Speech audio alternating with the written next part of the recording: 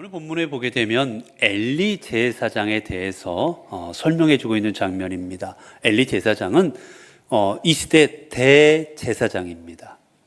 제사 지내는 그 제사장 중에서도 단 한 명뿐인 대제사장이었어요.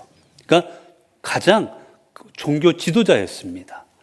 모든 이스라엘의 영적인 것을 책임지고 있던 영적 지도자가 바로 엘리였습니다.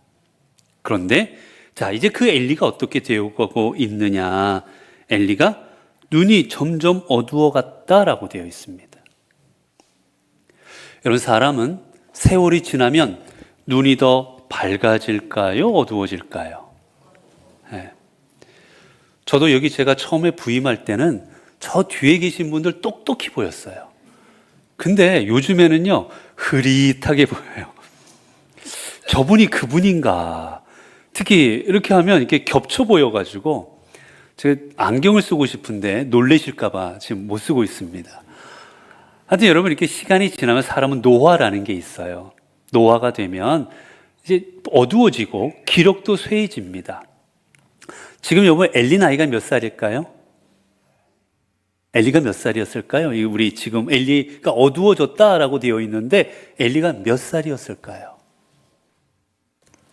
엘리 나이가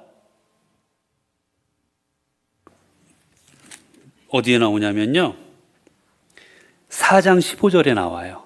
뒤에 넘기면 4장 15절에 보면 나옵니다. 자, 사무엘상 4장 15절 함께 읽겠습니다. 시작. 그때 엘리의 나이가 98세라 그의 눈이 어두워서 보지 못하더라. 몇 세요? 안 보일 때도 됐죠. 그렇죠? 보이는 게 감사한 일이죠. 보이는 게 큰일인 겁니다. 98세였어요. 98세니 기력도 쇠해지고 눈도 점점 침침해지고 안 보이던 때였던 겁니다. 어떻게 보면 당연한 것이기도 해요. 여러분, 나이가 98세인데 기력이 쇠하여지고 그리고 눈이 어두워지고 귀가 안 들리기도 하고, 여러분, 이건 당연한 것 아니겠습니까? 아니, 어떻게 나이가 들수록 더 잘 들리고 기운이 더 나고 더 또렷이 보이는 사람이 어디 있겠어요? 사실 어떻게 보면 안 들리고 안 보이는 게 당연한 일인 겁니다. 그런데 오늘 성경은 특별히 엘리에 대해서 오늘 여기서도 마찬가지고 그리고 뒷부분도 마찬가지고 다른 부분을 적은 게 아니라 뭐라고 적었습니까? 눈이 어두워졌다는 걸 강조하고 있습니다. 엘리가 힘이 약해졌더라. 엘리가 기운이 떨어졌더라. 뭐 이런 다른 것들은 아무것도 건드리질 않아요. 오직 계속해서 무엇만 얘기하고 있습니까? 눈이 어두워졌다. 그것만을 계속 강조하고 있습니다. 여러분, 우리가 나이가 들면 육신적으로 눈이 안 보이는 것 당연한 것이겠지만 오늘 본문에서 이렇게 강조하고 있는 이유는 무엇이겠습니까? 우리가 육신의 눈은 어두워질지언정 우리의 영적인 눈은 어두워지면 안 되기 때문입니다. 앞에서도 보았어요. 여러분, 엘리가 자기 아들들이 잘못했습니다. 성전에서 수종드는 여인들과 같이 잠을 자고 그 다음에 제사 지내는 음식을 빼앗아 가고 못된 짓들을 하고 다녔어요. 그때마다 엘리가 어떻게 합니까? 다 이루고 맙니다. 다 이루고.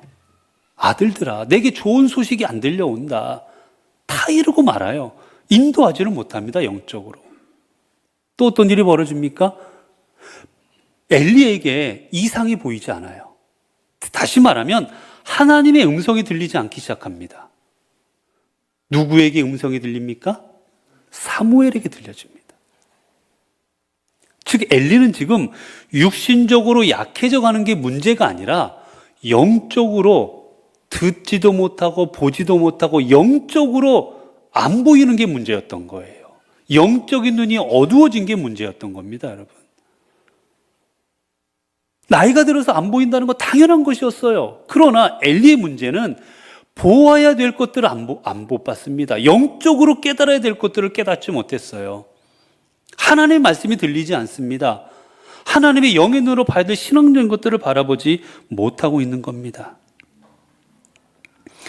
그래서 계시 또한 어린 사무엘을 통해서 듣습니다. 너의 가정이 이렇게 될 것이다. 너의 이 엘리의 가문이 멸망할 것이라고, 다 사라져버릴 것이라는 이 계시조차도 사무엘을 통해서 들어요.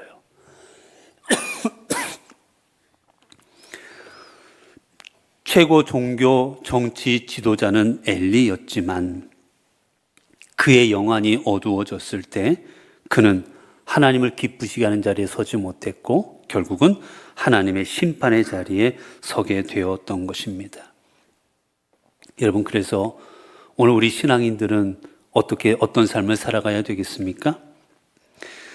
고린도후서 4장 16절을 보면 성경은 이렇게 말합니다.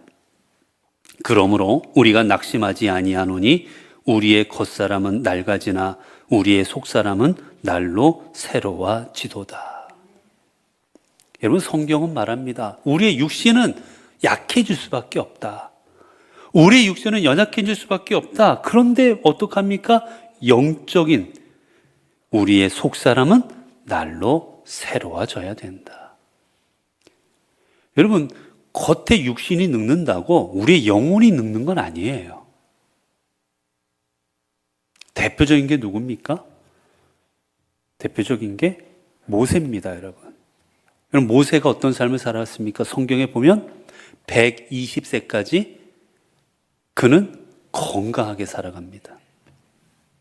신명기 34장 7절을 보면 모세가 죽을 때 나이 120세였으나 그의 눈이 흐리지 아니하였고 기력이 쇠하지 아니하였더라. 이건 물론 모세가 육체적으로도 쇠하지 아니하였다라는 게 1번 맞는 말이에요. 그런데 또 다른 의미로는 영적으로도 그가 신앙적으로도 흔들리지 않았습니다. 죽을 때까지도 그는 하나님과 어떻게 합니까? 늘 대화했어요. 하나님의 음성을 들었고 하나님의 음성을 듣고 이스라엘 백성을 이끌어갔습니다. 모세가 힘이 없어서 더 이상은 못하겠다. 아유, 나 아무것도 못해. 그렇게 뒤로 물러나 있지 않았습니다, 여러분. 모세는 죽는 그 순간까지 민족을 이끌었습니다. 그건 육신적으로 힘이 있었기 때문이었지만 더 나아가면 영적인 눈이 흐려지지 않았기 때문이에요. 여러분, 역사상에도 보면 한때는 성군이었는데 나라를 잘 이끌어갔는데 나이가 들면서 점점 탐욕에 찌들어서 나라를 멸망으로 이끌어갔던 얼마나 많은 사람들이 있습니까? 근데 모세는 그러지 않았던 겁니다.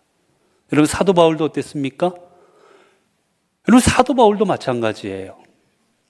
이번 순례 때도 제가 사도 바울이 마지막 그 목배임을 당한 곳까지 저희 교인들하고 함께 갔었습니다. 1차, 2차, 3차 전도 여행을 마치고 그리고 그의 생애를 평생 동안 주님을 위해 바쳤다가 마지막 목 잘리는 그 로마에까지 저희가 갔었는데, 여러분, 사도 바울의 삶은 목 잘리는 그 순간까지도 신앙이 흔들리지 않았던 삶이었습니다.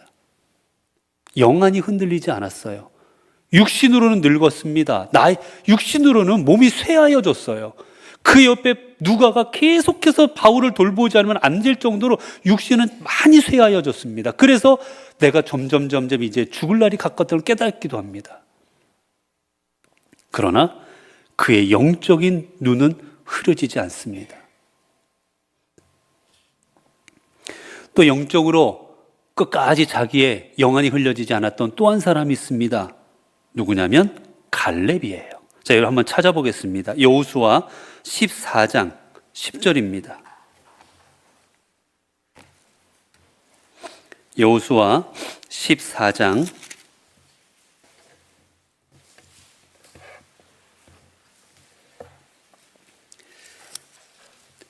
14장 우리 6절부터 12절까지 우리 한 절씩 교독해서 읽을게요. 여호수아 14장 6절부터 12절까지를 자, 우리 한 절씩 교독해서 읽겠습니다. 그때 유다 자손이 길갈에 있는 여호수아에게 나오고 그니스 사람 여분네 아들 갈렙이 여호수아에게 말하되 여호와께서 가데스 바네아에서 나와 당신에게 대하여 하나님의 사람 모세에게 이르신 일을 당신이 아시는 바라.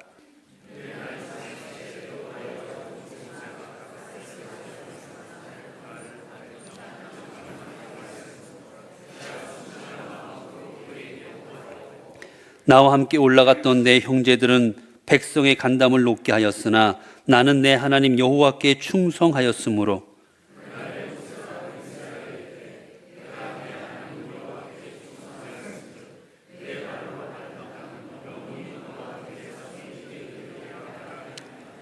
이제 보소서, 여호와께서 이 말씀을 모세에게 이르신 때로부터 이스라엘이 광야에서 방황한 이 45년 동안을 여호와께서 말씀하신 대로 나를 생존하게 하셨나이다. 오늘 내가 85세로 돼.